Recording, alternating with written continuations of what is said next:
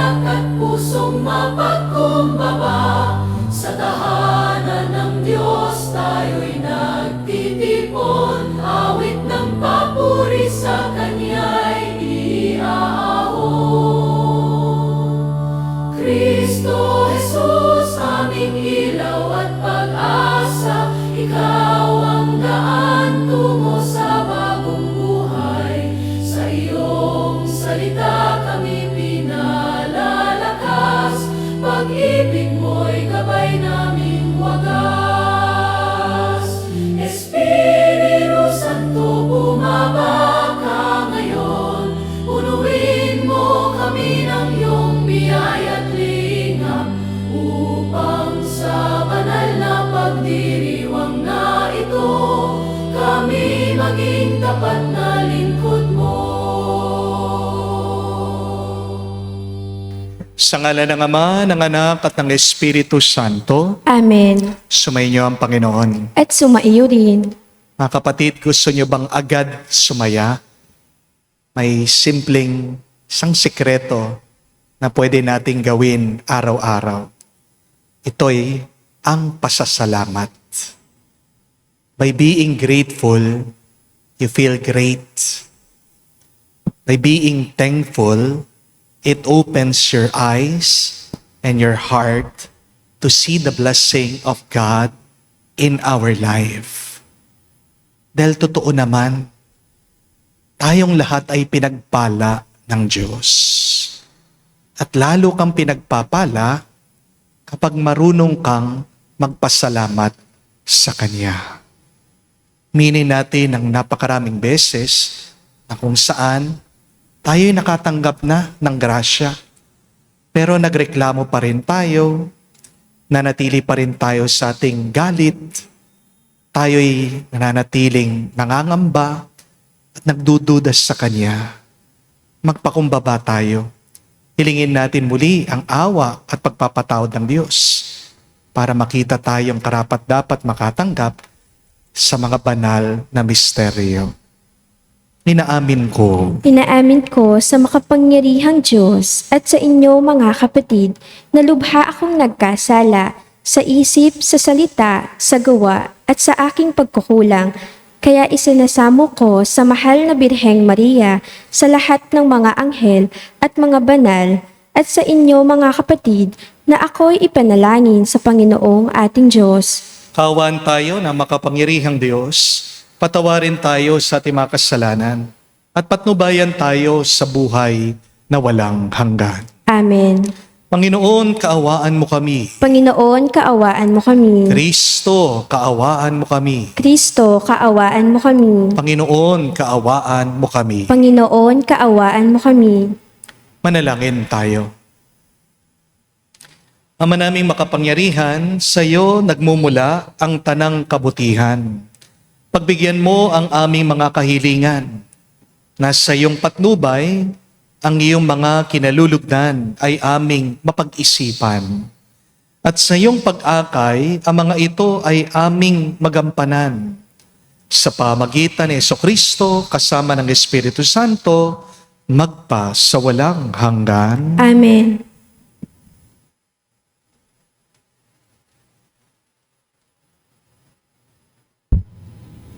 Pagbasa mula sa unang aklat ng mga hari.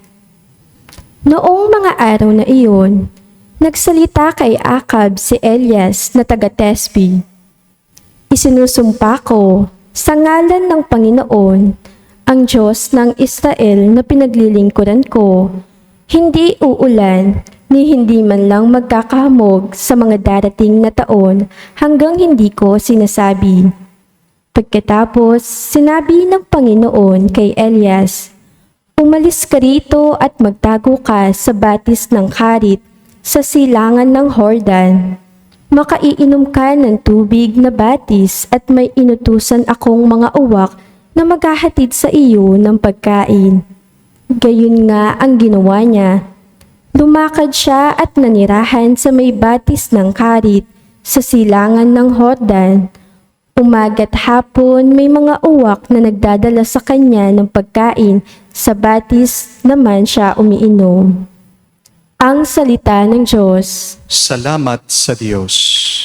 Sa ngalan ng may kapal, tayo ay tinutulungan. Sa pangalan ng may kapal, tayo ay tinutulungan. Sa gawin ng bundok, tumitingin ako. Saan manggagaling ang aking saklolo? Ang hangad kong tulong sa Diyos magmumula, sa Diyos na lumikha ng langit at lupa. Sa pangalan ng may kapal, tayo ay tinutulungan. Huwag sana akong bayaang mabuwal, handang lagi siyang pagsasanggalang, ang tagapagtanggol ng bayang Israel, hindi natutulog at palaging gising. Sa pangalan ng may kapal, tayo ay tinutulungan.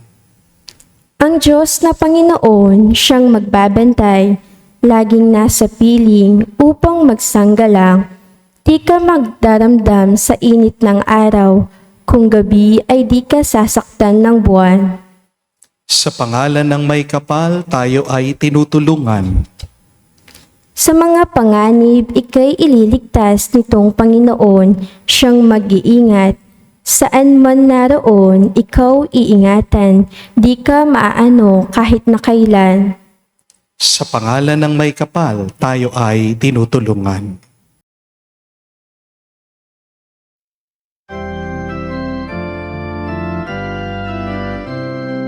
Alleluia, Alleluia, Alleluia,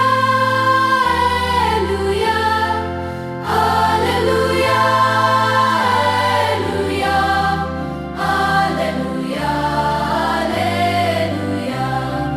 Alleluia, Alleluia,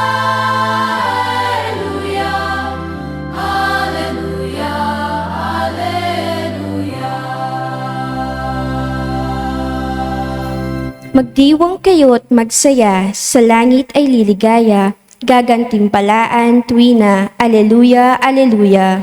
Sumainyo ang Panginoon. At sumaiyo rin. Ang mabuting balita ng Panginoon ayon kay San Mateo. Papuri sa iyo, Panginoon. Nung panahon yun, nang makita ni Jesus ang napakakapal na tao. Umahon siya sa bundok, pagkaupo niya'y lumapit ang kanya malagad, at sila'y tinuruan niya ng ganito. Mapalad ang mga aba na wala nang inaasahan kundi ang Diyos, sapagkat makakasama sila sa kanyang kaharian.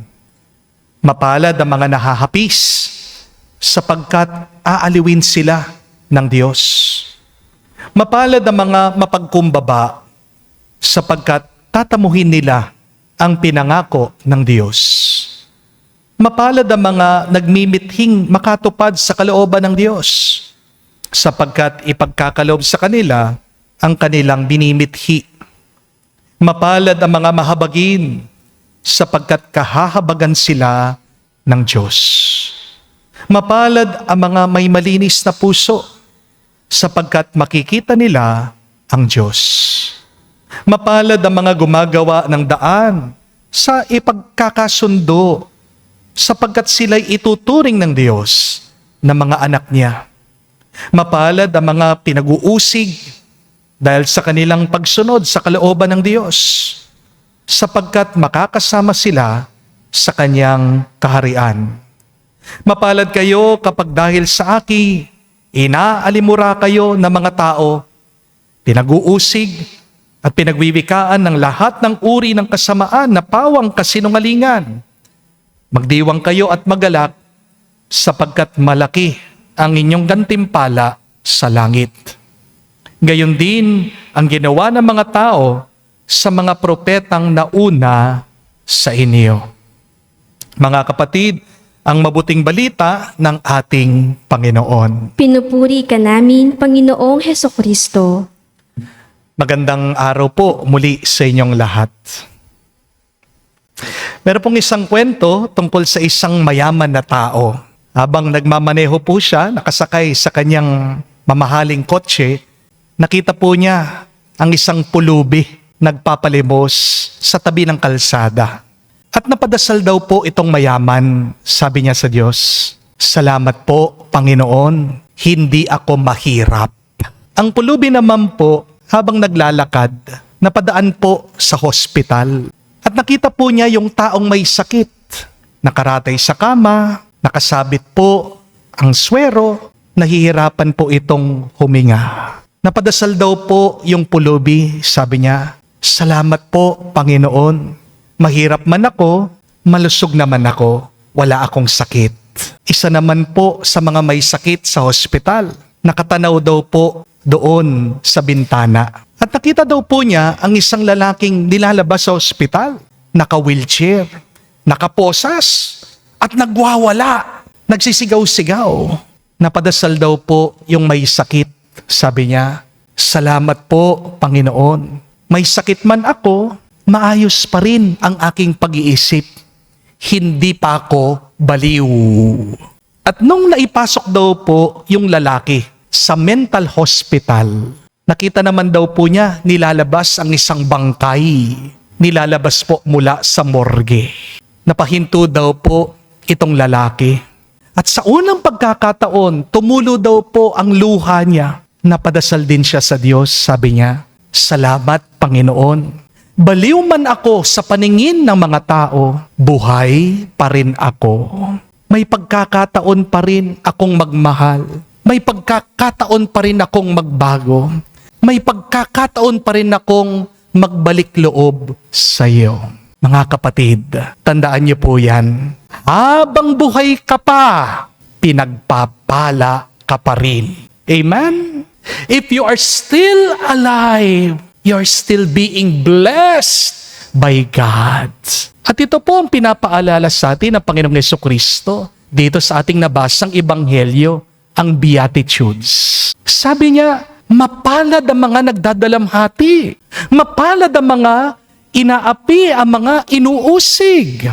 Ang ibig po sabihin ng ating Panginoong Jesucristo dito, na kahit na parang impyerno ang buhay mo, at least wala ka pa sa impyerno. Sa totoo lang po, para tayo sa impyerno. Di po ba? Dahil nagkasala tayo. Ang kabayaran sa ating kasalanan ay dapat mapunta tayo sa impyerno. Pero isipin niyo po, kahit na dapat maparusahan tayo, hindi pa tayo dinala ng Diyos dun sa lugar ng kaparusahan. At ito po ang dahilan para masabi natin, pinagpapala pa rin tayo. Amen? So always remember that, my dear friends. No matter how much pain and suffering you're experiencing now in your life, at least you are not in hell. Habang humihinga ka pa, may dahilan ka pang magpasalamat. Habang tumitibok pa ang puso mo, may himalang mangyayari pa. Habang nagigising ka bawat umaga, ibig sabihin, hindi pa tapos ang Diyos sa iyong buhay. Ang problema kasi natin, akala natin ang biyaya ng Diyos ay nasa mga mayayaman lang. Ang akala kasi natin, ang pagpapala ay nasa mga malulusog, mga matagumpay, at ang mga masaya. Pero ang pagpapala, mga kapatid, ay binibigay sa lahat ng buhay. Oo, maaaring wala kang pera ngayon. Pero at least, ang tatalino, ang babait na mga anak mo. Oo, may sakit ka man. Pero at least, tapat ang asawa mo. Hindi ka iniiwan sa panahon ng iyong kahinaan. Oo, nagloko man ang asawa mo. Pero at least, hindi pa rin nawawalang yung pananampalataya sa Diyos. Pinapalapit ka niya sa Kanya. Oo, hindi mo man nakuha yung trabahong gusto mo. Pero at least, may trabaho ka pa rin na nagbibigay sa'yo ng pera para makabili ka ng pagkain para sa iyong pamilya. Oo, maliit man ang bahay mo. Pero puno naman ito ng pagmamahalan at ng tawanan.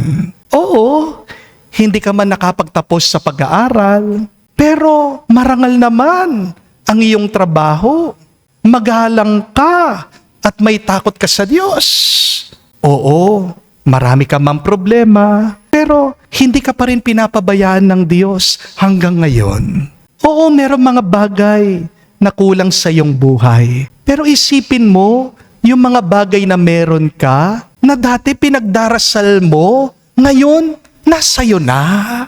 Mga kapatid, minsan nalulungkot tayo dahil nakatingin tayo palagi sa mga bagay na wala sa atin. Nakakalimutan natin yung 100 biyaya na nasa harapan na natin. Parang po yung umiiyak na tao dahil daw po wala siyang sapatos. Pero tumigil yung kanyang pag-iyak kasi napadaan po yung isang taong lumpo. Kahit na wala siyang sapatos, at least may paa siya. Di po ba?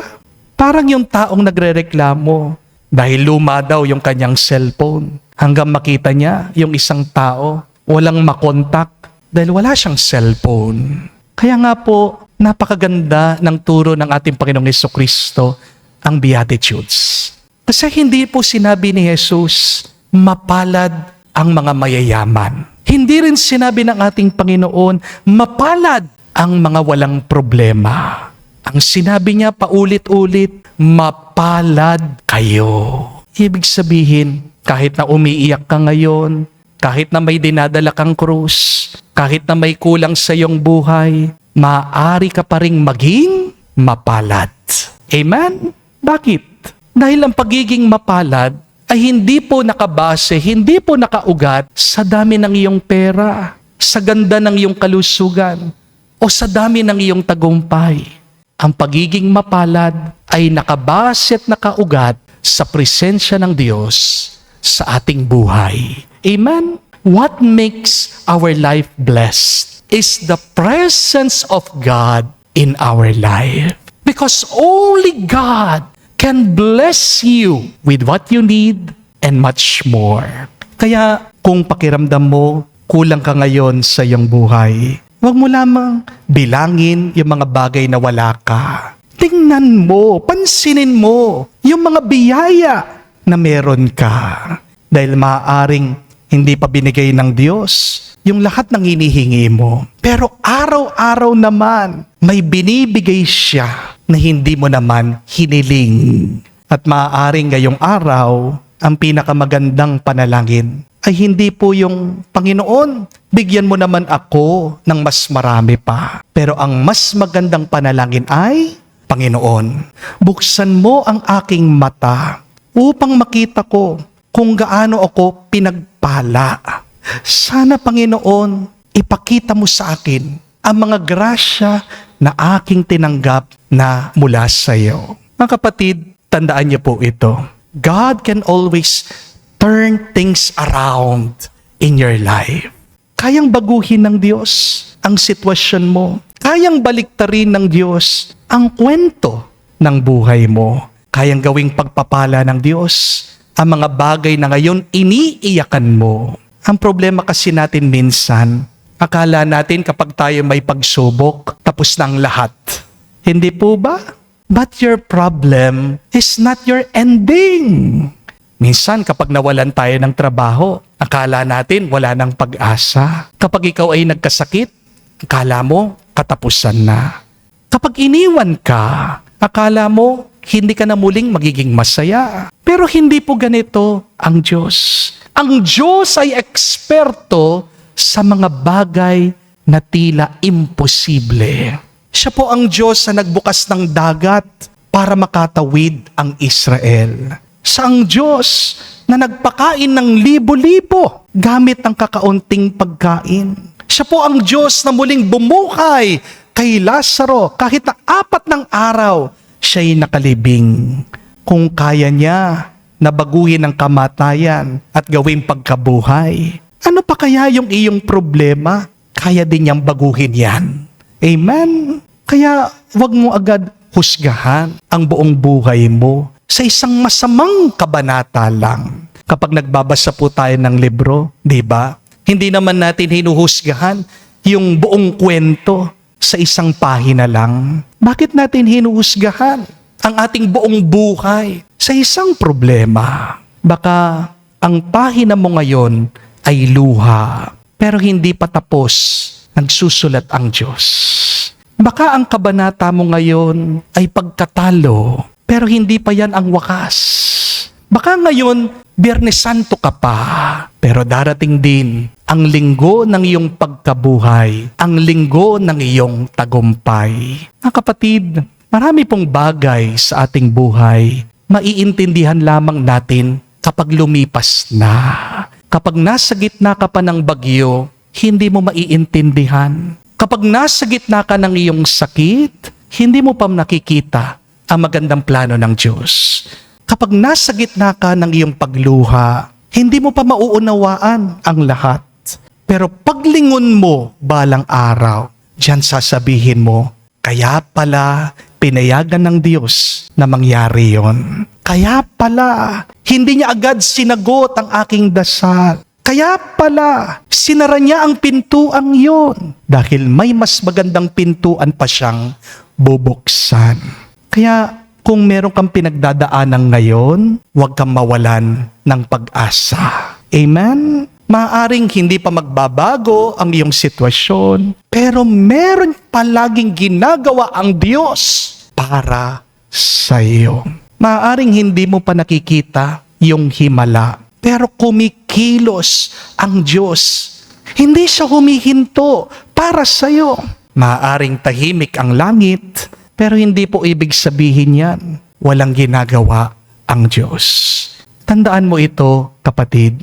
Kapag may Diyos ka, laging may pag-asa. At kung humihinga ka pa ngayon, kung buhay ka pa ngayon, ibig sabihin, hindi pa tapos ang plano ng Diyos para sa iyo. Dahil ang Diyos ating sinasamba, dalubhasa siya sa mga bagong umpisa. That is the good news. We have a God who is an expert in new beginnings. Siya ang Diyos na kaya niyang gawing lakas ang iyong kahinaan. Siya ang Diyos kayang gawing tagumpay ang iyong pagkatalo. Siya ang Diyos na magbibigay sa iyo ng biyaya sa gitna ng iyong sugat, ng iyong paghihirap. Kaya huwag kang susuko dahil ang huling salita ng buhay mo ay hindi problema, hindi sakit, hindi kasalanan, hindi pagkatalo. Ang huling salita ng ating buhay ay palaging nasa Diyos. Amen? At ang huling salita ng Diyos para sa mga anak niya, para sa mga tapat, para sa mga nagtitiis, para sa mga nagtsatsaga, para sa mga nagpupursigi, ay pagpapala. Don't ever forget that. The last word in your life, if you're faithful to God, is, blessed are you. My dear friends, always remember, God can turn things around. Maniwala ka, maghintay ka, magtiwala ka. Dahil ang Diyos, hindi pa tapos gumagawa ng himala sa buhay mo. Amen.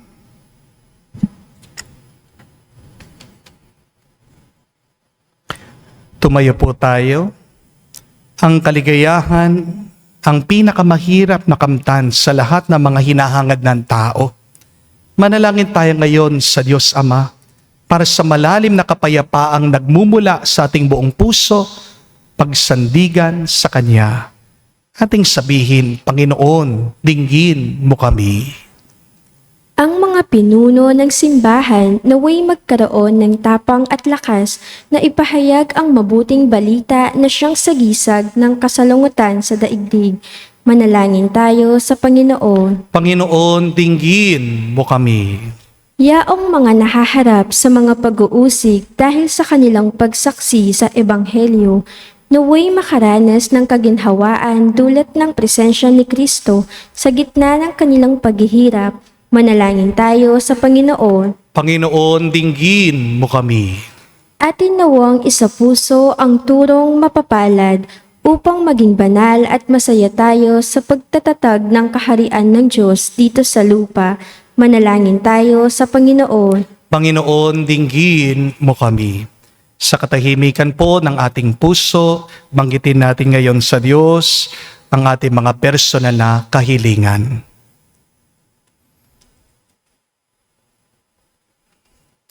Walang hanggang Ama, nababatid namin na may malalim na malasakit ka sa aming kasiyahan. Palakasin mo nawa kami at panatilihin mo kaming malapit sa iyo. Ikaw na pinagmumula ng aming kapayapaan at kaligayahan. Hinihiling namin ito sa pamagitan ni Kristo, aming Panginoon. Amen.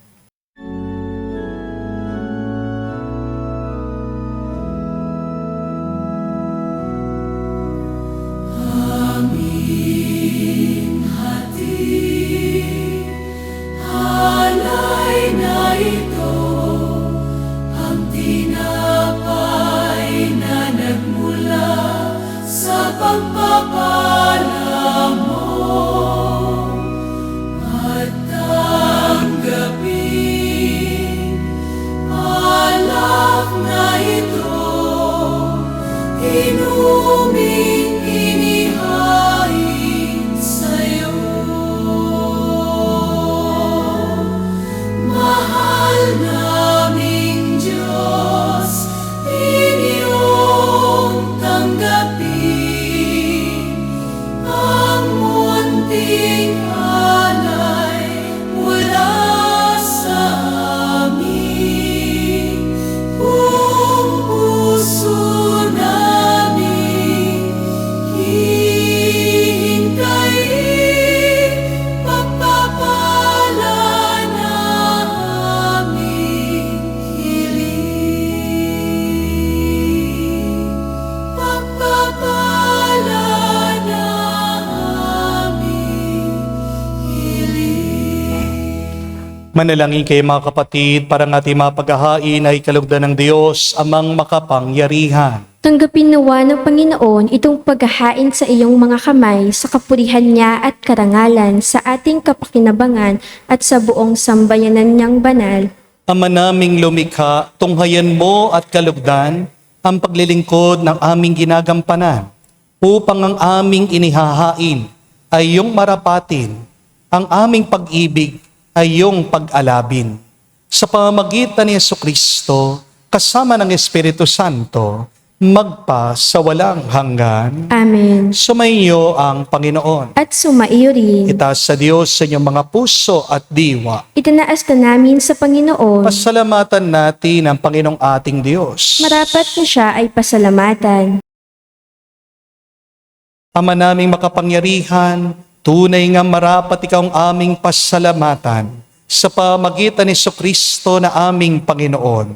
Kinalulugod mo sa Kanya'y baguhin, mabuti at ang lahat. At sa pamagitan niya, aming tinanggap ang iyong abot-abot na kaloob at paglingap.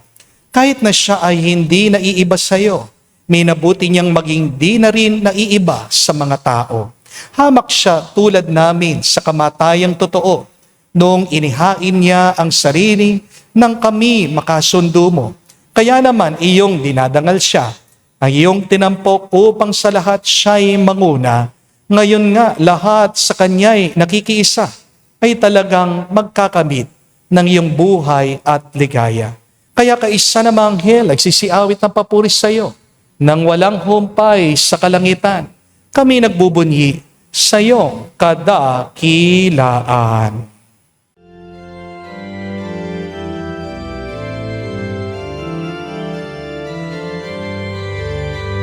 Santo, Santo, Santo, Panginoong Diyos ng mga hukbo, napupuno ang langit at lupa ng kadakilaan mo.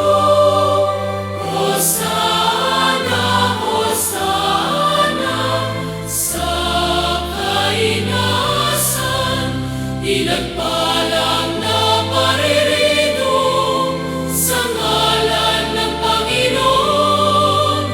Hosana, Hosana, sa kainasan.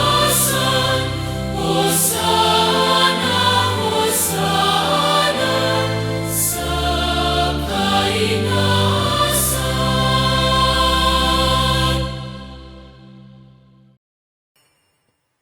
Ama naming banal, ikaw ang bukal ng tanang kabanalan.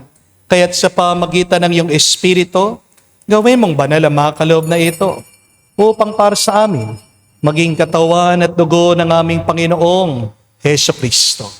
Bago niya pinagtiis ang kusang loob na maging handog, hinawakan niyang tinapay, pinasalamatan kanya, pinaghati-hati niya iyon, inabot sa kanyang malagad at sinabi, tanggapin ninyong lahat ito at kanin.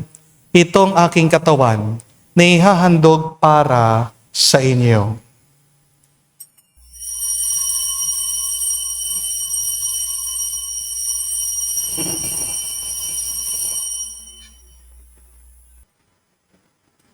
Gayon din naman na matapos ang hapunan, hinawakan niyang kalis, muli kanyang pinasalamatan. Nabot niya ang kalis sa kanyang malagad at sinabi, tanggapin ninyong lahat ito at inumin. Ito ang kalis ng aking dugo, ng bago at walang hanggang tipan. Ang aking dugo na ibubuhos para sa inyo at para sa lahat, sa ipagpapatawad ng mga kasalanan. Gawin ninyo ito sa pag-alaala sa akin.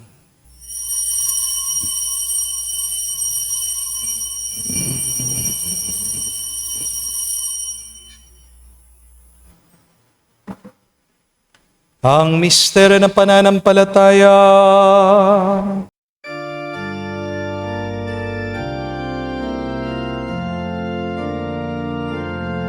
Si Kristo ay namatay, si Kristo ay nabuhay, si Kristo ay babalik sa wakas, sa wakas ng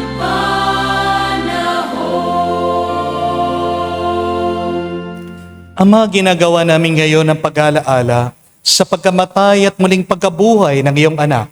Kaya tinialay namin sa iyong tinapay nagbibigay buhay at ang kalis na nagkakaloob ng kaligtasan. Kami nagpapasalamat dahil kami iyong minarapat na tumayo sa harap mo para maglingkod sa iyo. Sinasamo namin kami magsalo-salo sa katawan at tugo ni Kristo ay mabuklod sa pagkakaisa sa pamagitan ng Espiritu Santo. Ama, lingapin mong iyong simbahan, laganap sa buong daigdig. Puspusin mo kami sa pag-ibig. Kaisa ni Leon, ang aming Santo Papa, si Florentino, aming Arsobispo, at ng Tanang Kaparian. Alalahanin mo rin ang aming mga kapatid na nahimlay may pag-asang sila'y muling mabubuhay. Gayon din naman lahat ng mga pumanaw. Kawan mo't sila't patuloyin sa iyong kaliwanagan. Kawan mo't pagindapatin kaming lahat, makasalo sa iyong buhay na walang wakas. Kaisa na Mahal na Birhen Maria, Ina ng Diyos. Kaisa ni San Jose, ang kanyang malwalhating esposo. Kaisa ng mga apostol, lahat ng mga banal, na namuhay dito sa daigdig na kalugod-lugod sa iyo. May pagdiwang nawa namin ang pagpupuri sa ikararangal mo, sa pamagitan ng iyong anak, aming Panginoong Heso Kristo. Sa pamamagitan ni Kristo, kasama niya at sa Kanya, lahat ng parangal at papuri ay sa iyo, Diyos Ama, makapangyarihan, kasama ng Espiritu Santo, magpasawalang hanggan. Amen. Amen.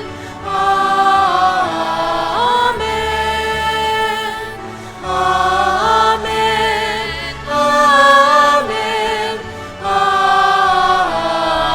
Amen. Sa nakagaling na utos at turo ni Jesus sa Panginoon natin at Diyos, ipahayag natin ng lakas, loob.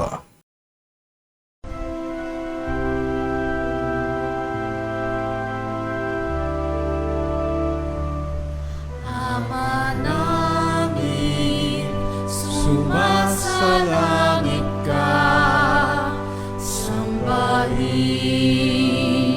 ang ngalan mo, mapasa amin ang kaharian mo,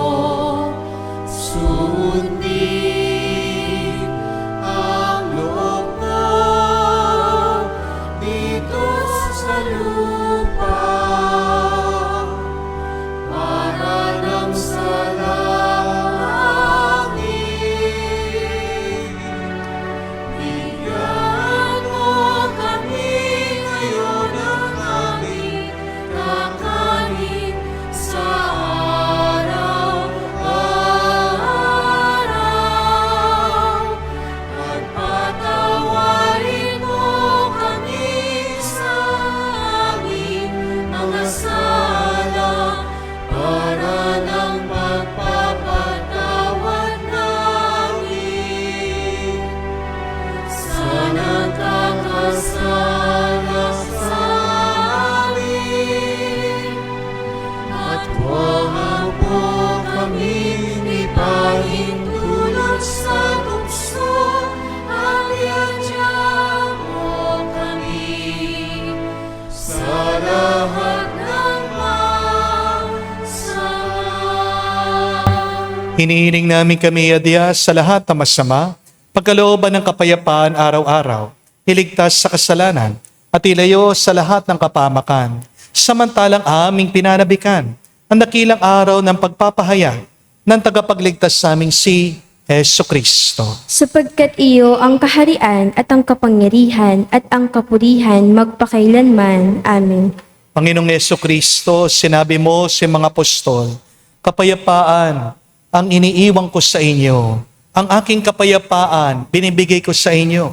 Tunghayan mo ang aming pananampalataya at huwag ang aming pagkakasala. Pagkalooban mo kami ng kapayapaan at pagkakaisa ayon sa iyong kalooban. Kasama ng Espiritu Santo, magpa sa walang hanggan. Amen. Kapayapaan ng Panginoon ay laging sumainyo. At sumaiyo rin. Magbigayan po tayo ng kapayapaan sa bawat isa. Peace with you po. Kapayapaan po sa inyong lahat.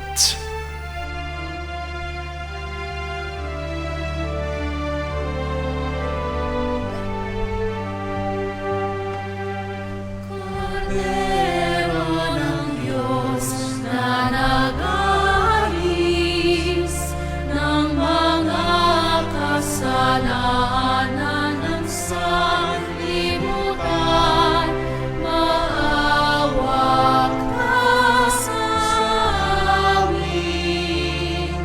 Maawa ka sa amin. Kordero ng Diyos na nag-aalis ng mga kasalanan ng sanlibutan, maawa ka sa amin. Maawa ka sa amin. Kordero ng Diyos na nag-aalis ng mga kasalanan ng sanlibutan, ipagkaloob mo sa amin ang kapayapaan.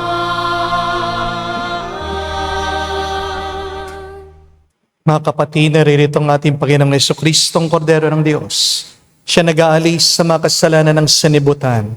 Mapalad tayong lumalapit sa piging ng Kordero. Panginoon, hindi ako karapat-dapat na magpatuloy sa iyo, ngunit sa isang salita mo lamang ay gagaling na ako.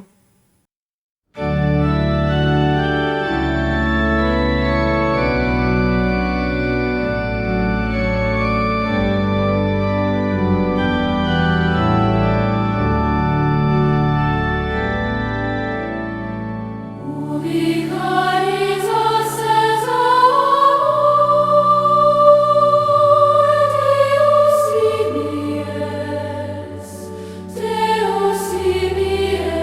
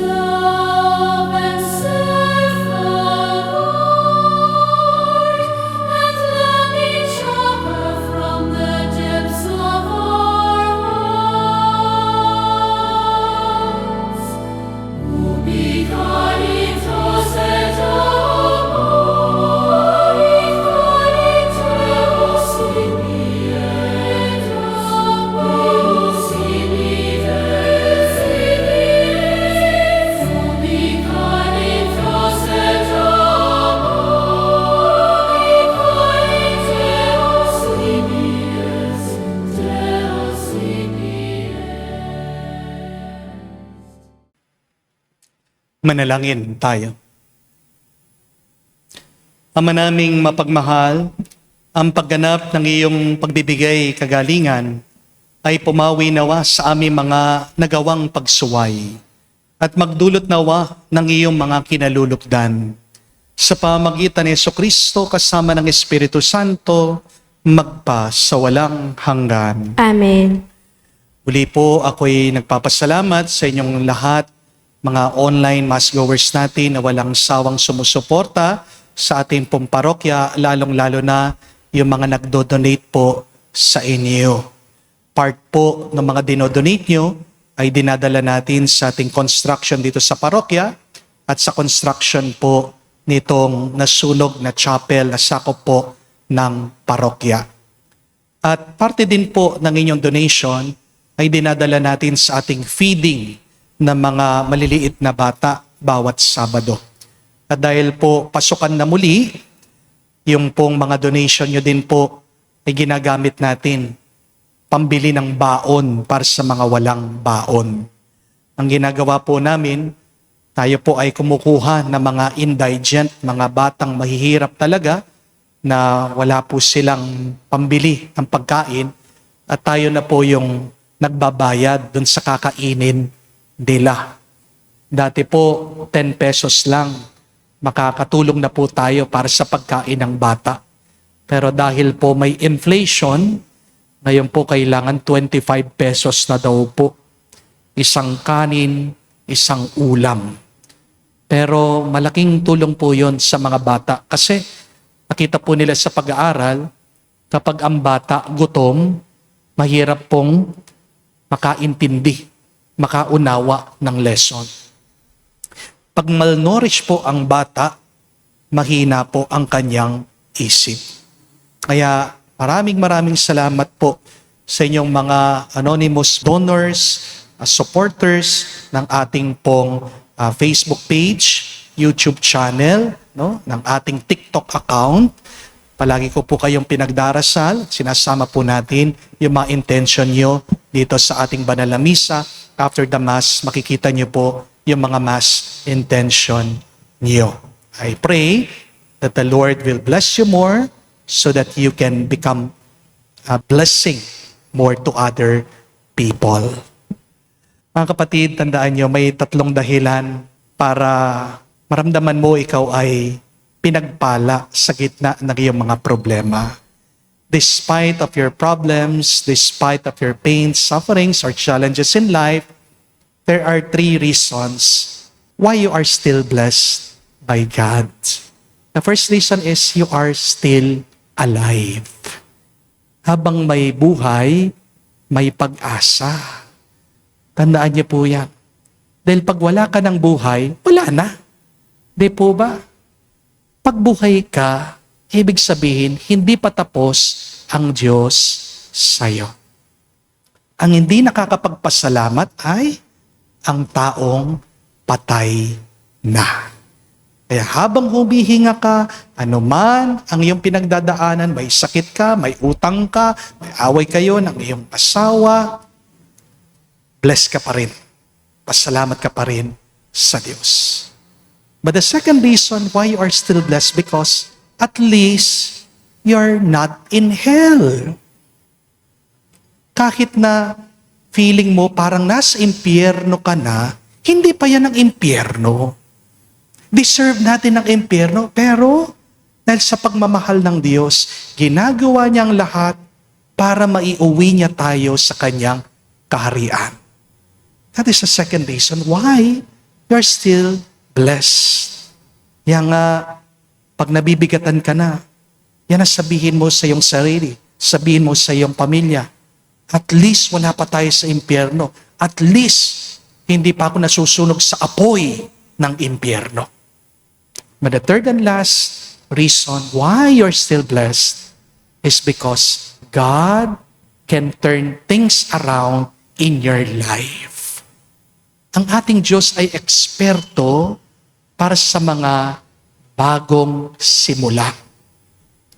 Kung kaya ng Diyos na makagawa ng milagro noon, kaya din makagawa ng Diyos sa mga kamanghamanghang bagay sa buhay mo ngayon. Maniwala ka, maghintay ka, at magpasalamat ka na.